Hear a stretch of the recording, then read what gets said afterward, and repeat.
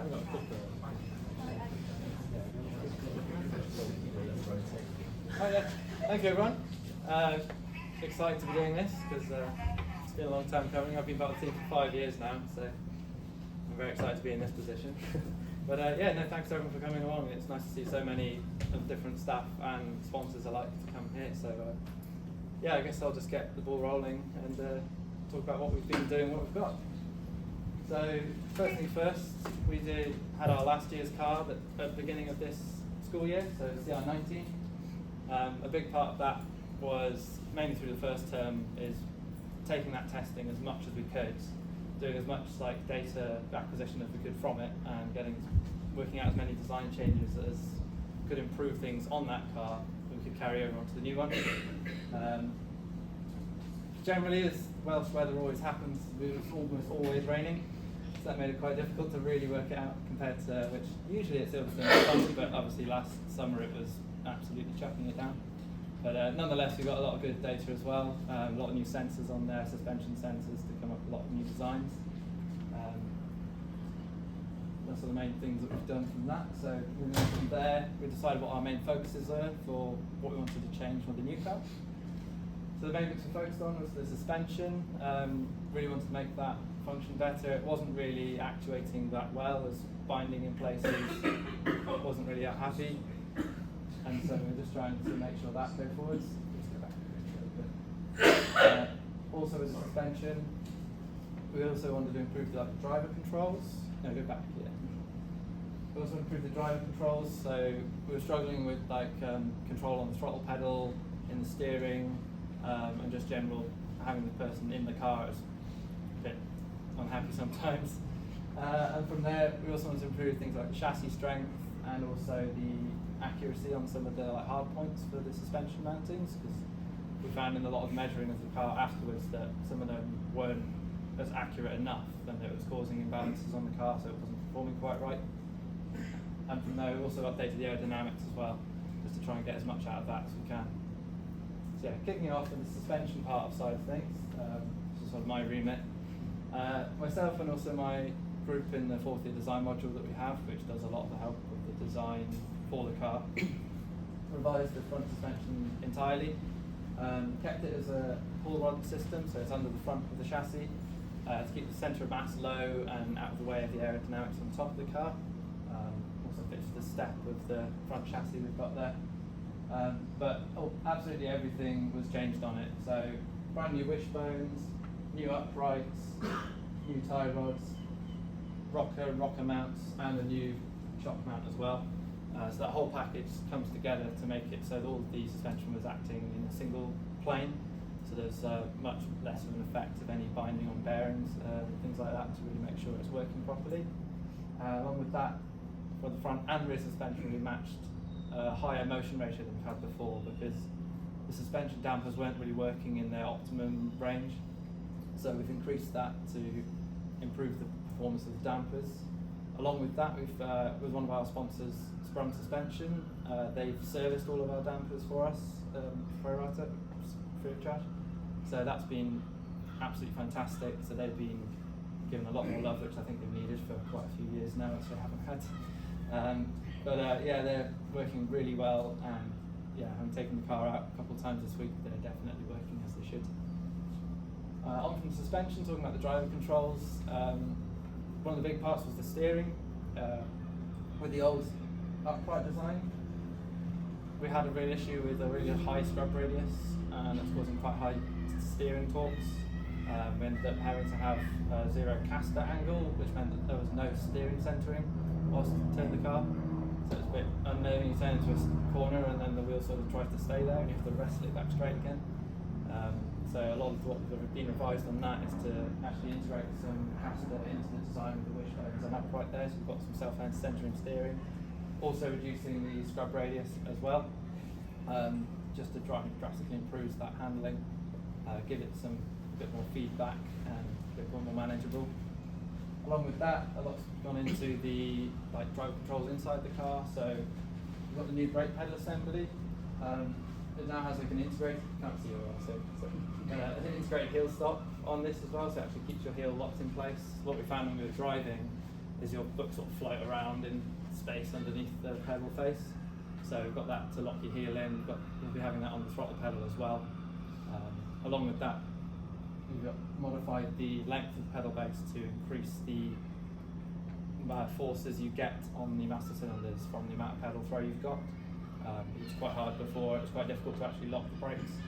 So we improved that and given it more throw to give us more modulation at the same time, so it improved a lot of that.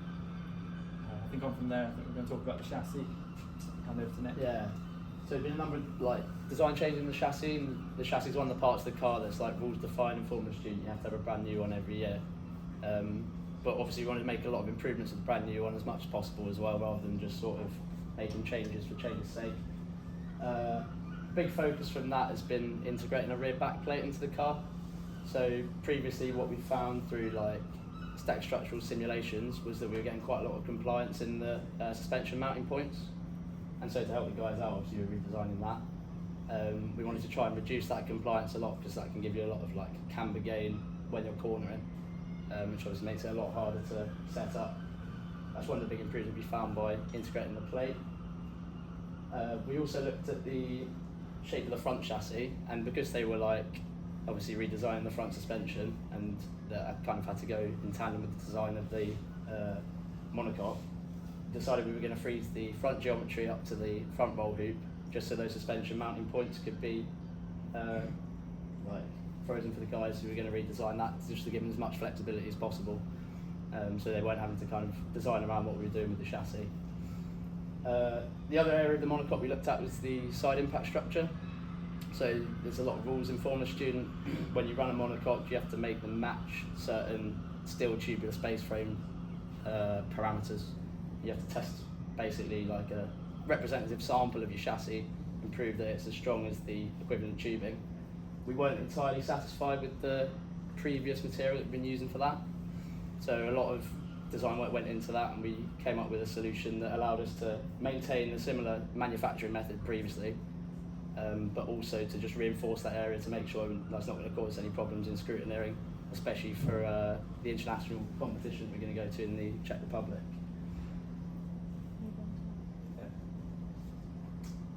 Yeah, the other bit that I kind of focused on was the composite design this year, and the main focus of that overall was to kind of like improve the strength and especially the manufacturing of the package.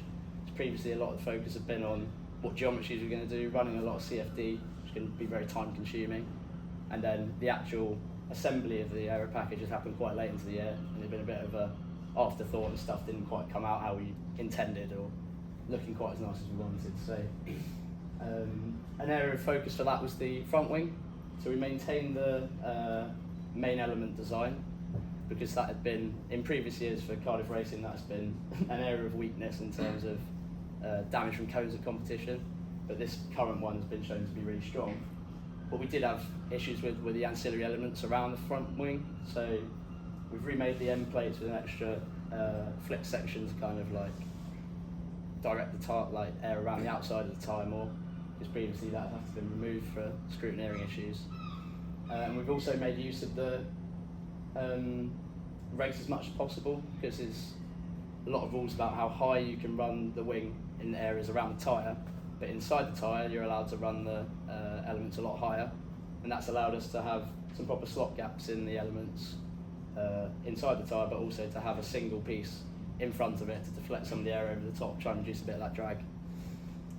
We also did a bit on the sort of wet layup stuff for carbon fibre. Previously we'd mostly done pre-preg, which we've utilised the autoclave for, but for some of those smaller pieces like that tyre deflector I was talking about, we've made some little 3D printed moulds, which is nice and quick for us. And one of our sponsors, 3D Filler Print, they provided the filament for us to be able to print those. But that allowed us basically to make some parts a lot quicker, a lot cheaper for us as well, and to basically rapid prototypes and moulds that we could then test the sort of viability of.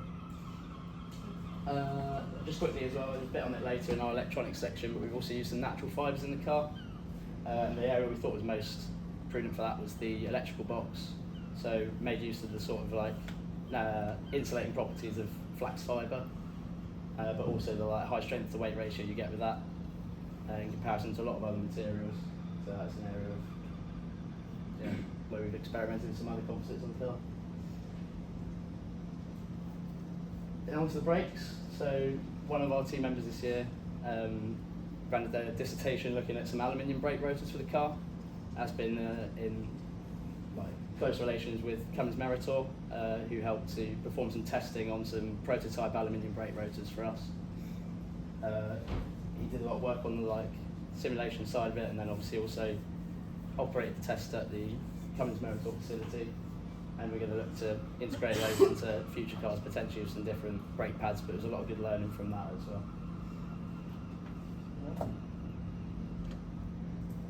So kind of moving on to that electrical area I mentioned before, it's an area where in the past we've seen some kind of inability to complete our endurance event, and last year was the first time that we'd actually done that in a number of years, and we wanted to maintain that reliability. So we've stuck with a lot of the wiring loom from that, but like Nick said, we've moved to a flax fibre box.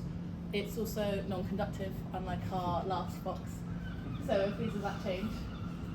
Something we've actually done this year is we've moved to a e-throttle, which has allowed us a lot more modulation and control over that area.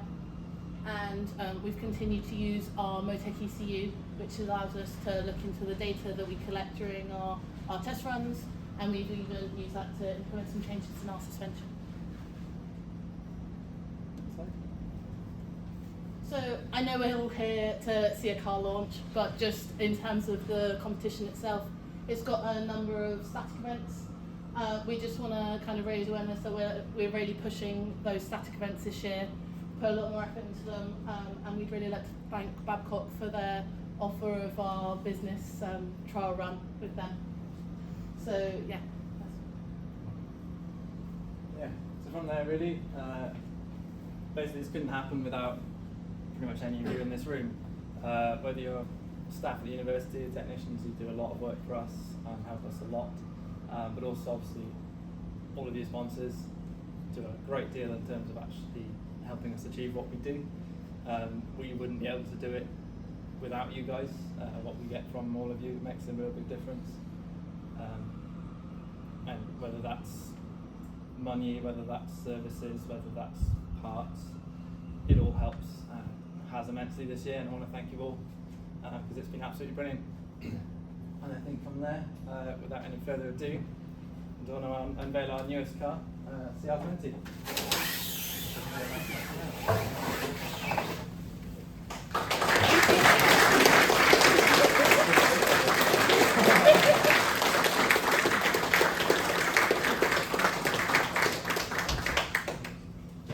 So yeah, talking about the changes that we wanted to make in the designs, you can probably tell some of them now, but this is what we've come up with as our final car. So we've got our, you can't see it from your angle, but you will be able to see it when you have a look around later. We've got our new back plate on the back end to really make those hard mounting points solid and accurate. We've got our revised front aero, our new suspension packages, our e-throttle, which is giving us a lot of more fun in testing. And yeah, that's some of the main things. This is some of the main specs we've got for it. I don't think I'll sit here and read everything out for you. I'm not sure we can read on that screen. It's not too bad. It's not quite as good a screen as we hoped. But yeah, just some key points I'll just pick out. Is like, yeah, we've had the engine remapped, running about 103 horsepower now. We managed to bump that up from having the mechanical throttle body, which we're very happy with. And yeah, we're getting about 2G cornering, lateral accelerations, and that's all the main bits of what it is really. But yeah, we stuck with our aluminium honeycomb main monocoque chassis with our space frame rear end, and yeah, we're really happy with what we've got. And on from here, we just want to show you a little sneak peek of a little thing we've been putting together. So we're doing a little docu-series about how everything's been going and how it all works. So I think we've got a little snippet of that just to show you here. I have no idea how loud it's going to be.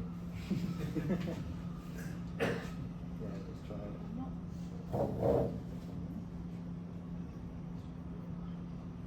Is it even doing anything? Oh, there we go, that's gone on. Is that on? It's not it's gone to say that's fine. Good old technical problem. Okay.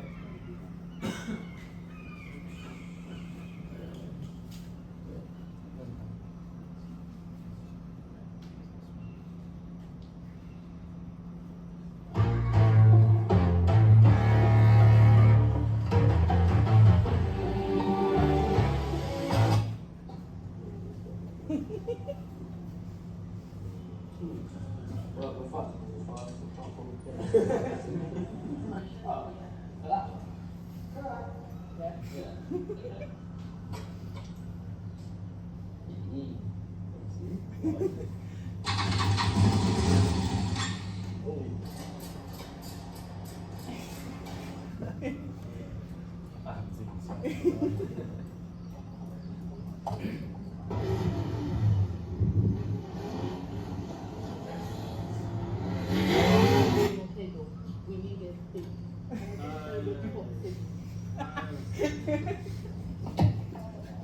Oh.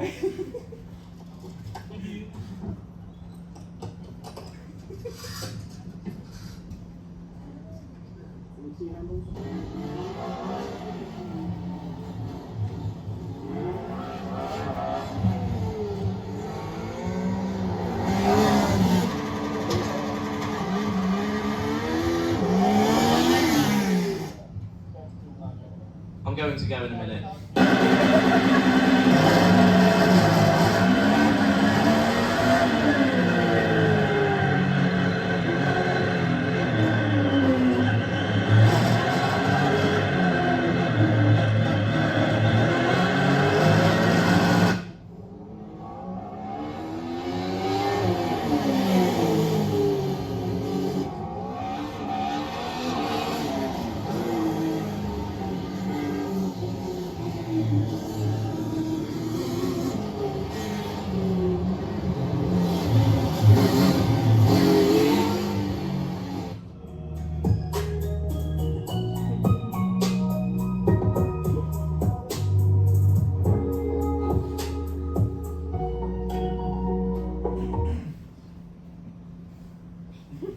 Friday. So yeah, just give you a bit of a snippet of what happens behind the scenes, some of the chaos and a lot from testing this week actually. So yeah, when stuff doesn't quite go to plan, we end up pulling all the electrical box back out, trying to find exactly what wire isn't letting us play with. So, yeah, it gives a bit more insight and then some snippets for when testing does go well. So yeah.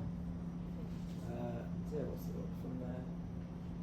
Got a few snippets of how we've been going this year, some photos, some great team ones in there, and the biggest one I think this year, if you haven't heard already, our key sort of technician, Lee Traherne, has been with the team for over 20 years, has moved on. He has left Cardiff University and therefore left Cardiff Racing, and that's been a massive hit to our team.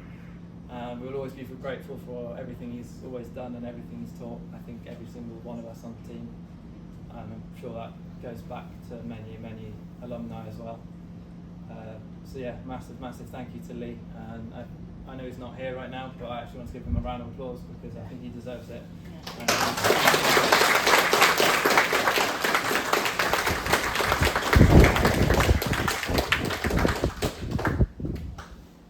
And with that, yeah, that's our CR20 launch. So I hope you enjoyed it, and I think that's about it. Was there anything more you guys like to add? Thank you everyone for coming. Yeah, thank you very much, and obviously welcome to come up and have a look around the coal. We'll have all the team around, like answer any questions you have. So yeah, obviously come up and take a look. But thank you.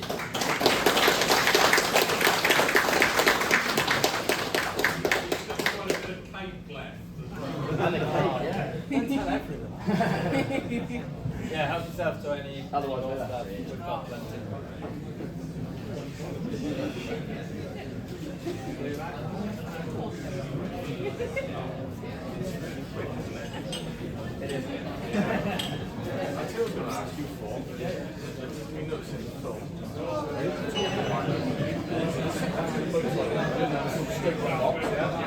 We're back down the box.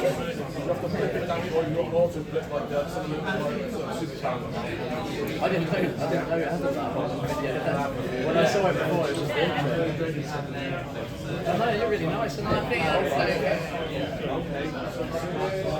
Can I really like?